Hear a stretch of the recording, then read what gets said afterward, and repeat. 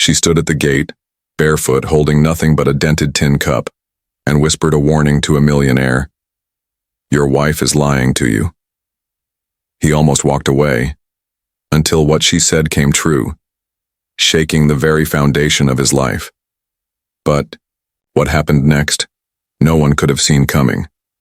If you're new to the channel, make sure to subscribe, like the video, and tell us in the comments where you're watching from. Now, let's move forward. The Aldridge estate stood like a silent kingdom on the hill. Wide stone steps curved toward grand iron doors. The windows stretched high and clear, and behind them, marble halls gleamed under the soft glow of golden chandeliers. Everything about the house spoke of wealth, quiet, old and polished. Mason Aldridge, the man who owned it all, adjusted his watch as he stood near the entrance. In his late 40s, with neatly combed hair and calm gray eyes, he had made his fortune through smart choices and years of hard work. He wasn't loud about his success, he didn't need to be. His world ran on routine, quiet power, and trust. His wife, Cora, was already halfway down the hallway, dressed in pale blue silk, heels clicking gently on the marble. "Board meeting at 10, she said, not looking back. "Don't be late. You know they fall apart without you." Mason gave a polite smile, but his eyes stayed on her. Lately she seemed distant, too perfect, too careful. He'd noticed her turning her phone screen away when he entered a room, laughing at messages she never shared. Maybe it was nothing, or maybe he was finally listening to the part of him that had been whispering for weeks. Something is wrong. He shook the thought away and reached for his keys. His driver was waiting at the side entrance, where a narrow path led down past the servants' garden.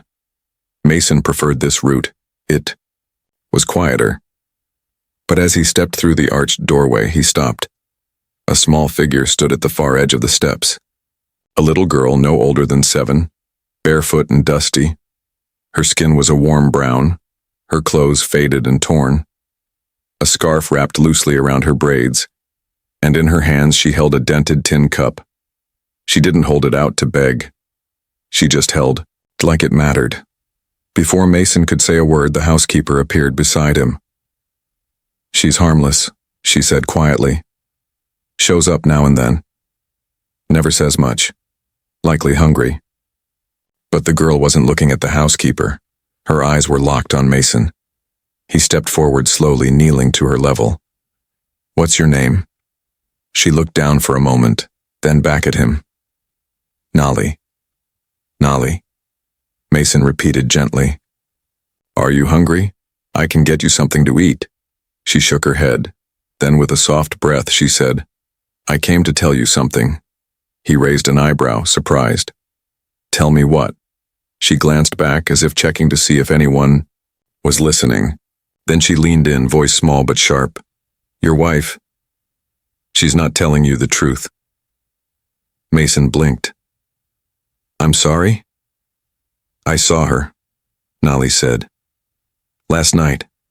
I sleep behind the garden wall. I saw her through the window. She was with a man, not you. They laughed, she said. She said something about you being gone soon and that she would finally be free." The words hit harder than Mason expected. He stood slowly, unsure what to say. His first thought was that it was a child's imagination, some kind of misunderstanding. But then he looked at her again. She wasn't smiling. She wasn't teasing. Her face, though young, held something ancient. A sadness far beyond her years. From inside the house, Cora's laughter floated through the hallway. She was on the phone again, her voice light and cheerful. The sound didn't bring comfort this time. It made Mason's stomach twist. He looked back at Nolly. "Why are you telling me this?" She shrugged gently. "Because no one listens to girls like me. But I see things. People don't look at me, so they forget I'm there. But I'm always there." For a moment, neither of them spoke. The morning sun warmed the stone steps, but Mason felt a strange chill settle over him. Then, as quietly as she came, Nolly turned and walked down the path, her bare feet soft on the gravel. The tin cup in her hand swung gently, clinking with every step. Mason stood there long after she disappeared around the corner. He had no proof, no reason to believe a single word, and yet, he believed her. That night, he couldn't sleep. He lay beside Cora in their soft white bed as she read a magazine and hummed a tune she never used to like. Her perfume was sweet, her hair perfect, her smile easy. But all Mason could hear was Nolly's voice. She said she would finally be free. And now nothing felt safe. The morning after Nolly's warning, Mason Aldridge stood in front of his home office window, holding a steaming mug of coffee that had long gone cold. The city skyline blinked softly in the distance, but his thoughts were not there. He had spent most of the night lying awake, replaying every moment from the past year. Every late night Cora came home without explanation, every half-smile she gave when he asked about her day, every time she laughed into her phone and turned away.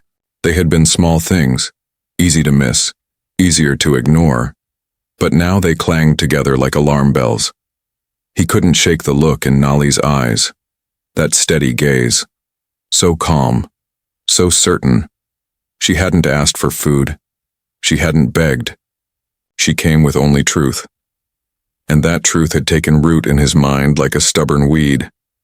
Instead of heading to the board meeting like planned, Mason sat at his desk and opened his laptop. He hesitated, then opened a secure folder labeled Estate, Cams and Archived Footage. The cameras around the estate had always been more for insurance than anything else. He'd never personally looked at them. Why would he? The house was always in order, the staff loyal, and his wife. Well, he used to think she was, too. His fingers hovered over the trackpad. He began with the garden wing, the part of the house closest to the back wall. That's where Nolly had said she saw something. The timestamp she gave, last night, guided him. He clicked into the footage around 1:30 a.m. At first, there was nothing. Just shadows, the soft flicker of moonlight. But then movement. There she was, Cora, wrapped in a silk robe, her hair pinned up, barefoot as she moved carefully down the hallway. She paused once, glanced behind her. Seconds later, another figure appeared. Thomas Hale. Mason froze. Thomas had been his business partner for over a decade. They'd built companies together, shared investment dinners, and even vacationed as couples. On the screen, Cora and Thomas disappeared into the solarium, a quiet room filled with antique plants and glass walls. Mason switched cameras. He caught them again. This time, not just walking. They were close, laughing, whispering. Then, as Cora leaned in, the room's audio system picked up a faint sentence, muffled but clear enough. He's almost finished transferring the last batch to Zurich. After that, we won't need him anymore. Mason's breath caught in his throat. This wasn't just betrayal. It was a plan. A long, calculated scheme to take his fortune and leave him behind. He leaned back in his chair, the room spinning slightly. His hands were cold, but his mind had never felt more awake. The next few hours passed in a blur. Mason canceled all his appointments. He called Rowan, his assistant, and one of the only people he trusted completely. "I need you at the estate," he said. "No questions, just come." By noon, Mason's legal team had frozen all joint accounts. His IT department began pulling emails, encrypted files, and flagged unusual activity tied to Cora's access permissions. What they found was worse than he feared. She had forged his signature on documents. She had submitted fake transfers for foundation funds, routing money overseas.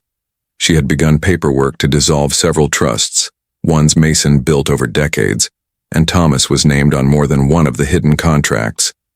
None of it would have been discovered if not for Nolly's warning. By the time the sun set, Mason had everything backed up. Documents, video, audio, legal reports. He didn't yell, he didn't scream. There was no point in rage. This was war, not drama. And now, he was ready. That evening, as Cora returned from what she called a casual spa day, she found Mason waiting in the marble foyer, a thin folder in his hands. Her heels echoed as she entered. You look serious, she said lightly. Something wrong? Without a word, Mason handed her the folder. She flipped it open, her face drained of color. You should sit, Mason said calmly. It's a lot to take in. I don't understand. You lied, he said, voice low. To my face, for months. And a little girl with nothing but an empty cup saw the truth before I did. Cora looked up sharply. A girl? He didn't explain. I've already informed the board. The bank accounts are locked, the contracts are frozen, you're not taking anything you didn't earn. She opened her mouth but said nothing. For the first time in their marriage, it was Mason who had all the power and she had none. Within 24 hours she was gone. Her belongings were boxed. Her name removed from financial accounts. Security was updated. Thomas was removed from all company documents pending investigation. Lawyers were notified. Mason didn't look back. But his thoughts didn't rest. He thought of Nolly. She hadn't wanted anything from him. No money, no gifts. Just truth. She gave him a gift that none of his wealth could buy. The next morning, Mason asked around town. He called shelters, market vendors, even the train yard watchman. Days passed. No sign. Finally, near the back of an old bakery behind stacks of crates, they found her, curled in a nook of cardboard and blankets, her hands around her tin cup. When the black car pulled up, she looked up with wide eyes. She didn't run. She didn't smile. She just stared. The door opened. Mason stepped out, not in a suit this time, but in a simple jacket and jeans. He knelt beside her, meeting her at eye level. You saved me, he said quietly. Nolly said nothing. From his pocket, he pulled out a small box. Inside was a necklace, gold, with one word engraved, seen. He placed it gently into her hand. You're coming with me now if you want to. She looked at the necklace, then back at him. For a long moment, she didn't move. Then slowly, she reached for his hand and took it. It had been 3 days since Nolly stepped into the Aldridge estate. She didn't say much. She didn't ask questions. She didn't seem to know what to do with the soft bed, the warm meals, or the fluffy robe that was clearly too big for her. She still carried her tin cup everywhere, sometimes holding it close to her chest, other times setting it by her window to catch falling rain. Mason noticed it all. He'd told the staff to give her space. No questions, no pressure. He had expected her to speak more, maybe to open up quickly like the children in the movies did. But Nolly wasn't a movie. She was a girl who had lived in the shadows so long, she wasn't sure how to stand in the light. She spent her first full day sitting near the garden fountain, watching the water rise and fall. When one of the maids offered her a tray of cookies, Nolly simply nodded and picked the smallest one. She didn't eat it. She just held it. Mason sat with her later that evening, watching the sun dip behind the hill. Do you like the garden? He asked softly. She gave the smallest nod. I planted that tree when I bought the house. I thought it looked lonely here without something real. Nolly turned her eyes to the tree, a large elm, tall and wide with sturdy arms. It looks strong, she said at last. Her voice startled him. Not because it was loud, but because it came so gently, like a breeze he hadn't expected. It is, Mason replied. But it took time. Nolly didn't say anything more that day. But the next morning she joined him again. Each day they shared small conversations. Nothing deep, just moments. Mason never pushed. He simply showed up the way sunlight does. Quiet, patient, warm. Then, one rainy afternoon, he passed by her room and saw her standing at the window. Her tin cup sat on the sill, slowly filling with raindrops. What's the cup for? He asked from the doorway. Nolly looked over her shoulder. It catches things, she said. Like what? She turned back to the window. Rain. Sounds. Sometimes even secrets. Mason stepped into the room. Does it keep them safe? She nodded. Sometimes, if no one else wants them. That sentence stayed with Mason for days. He found himself thinking about what she'd said. How a simple cup had become her safe place. In her world where people passed her without seeing her, that cup was her one companion, a place to store what mattered, a place to believe something could still be held on to. That week, Mason invited a woman named Miss Leah to the house. She ran a small learning center in the city for children without homes, and he thought maybe she could talk to Nolly in a way that didn't feel forced.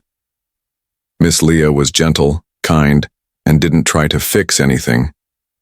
Instead, she brought crayons and paper, sat cross-legged on the floor, and started drawing. Without saying a word, Nolly joined her. The first picture she drew was of a girl sitting in the rain under a broken umbrella. The second was of a tall house with one lit window. And the third was of a star with a face, smiling. She loves space, Miss Leah whispered to Mason later, knows the planets by heart. That night, Mason ordered a glow-in-the-dark star map and placed it on the ceiling above her bed. He didn't say anything, just let her discover it on her own. The next morning, he found a note tucked under his coffee cup at the breakfast table. It was written in shaky block letters, "Thank you for the stars." The cup stayed beside her always, but now she let it sit on a shelf instead of holding it tightly. Sometimes she placed fresh flowers in it. Other times, she just let it rest.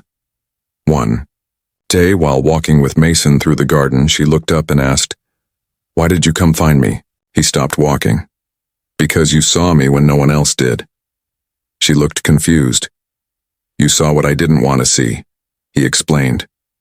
"You told me the truth, even when it would have been easier to stay quiet. That's rare.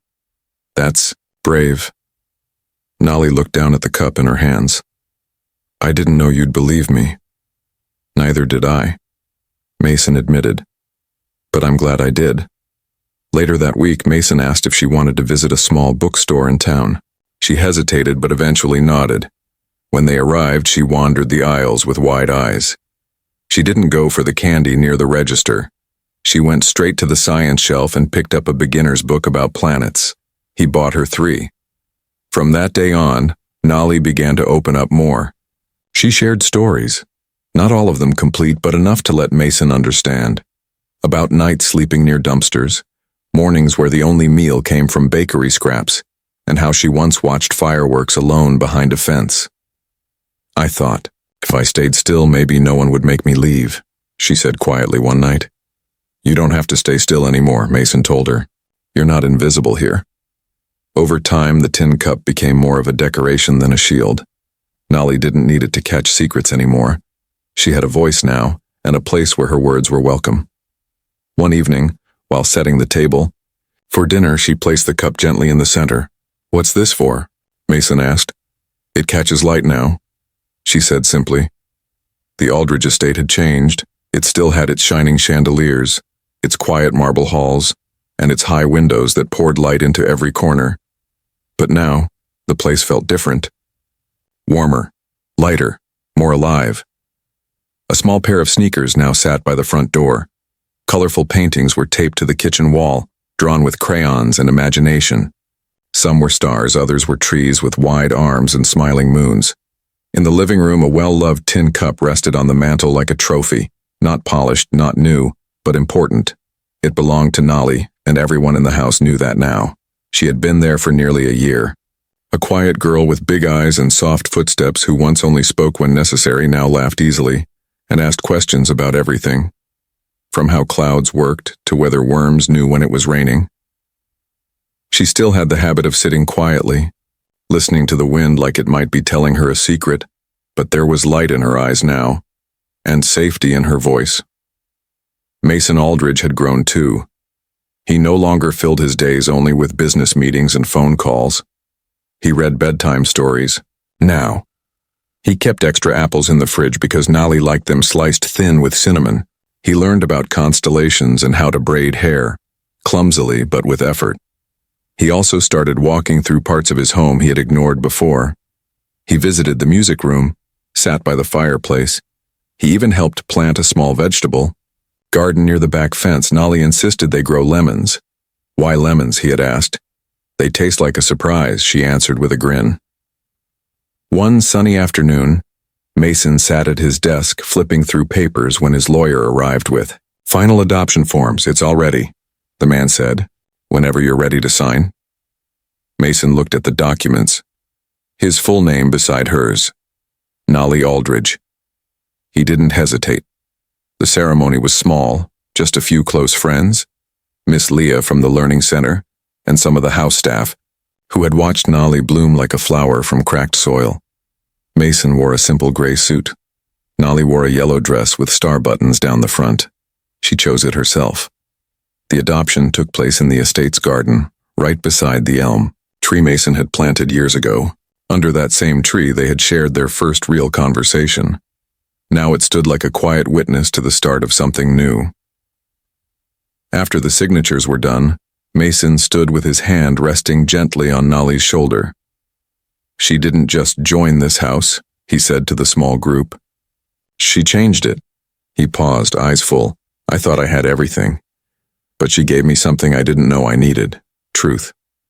She saw me when I didn't even see myself. The world saw her as small. But she's the reason this house has a heart now." There wasn't a dry eye in the garden. Even the cook, who rarely cried, dabbed her eyes with a napkin. Nolly stood quietly for a moment, then reached into her small bag and pulled out the tin cup. She walked up to the elm tree and placed it at the base. "It doesn't need to catch anything anymore," she whispered. "I've got it all now."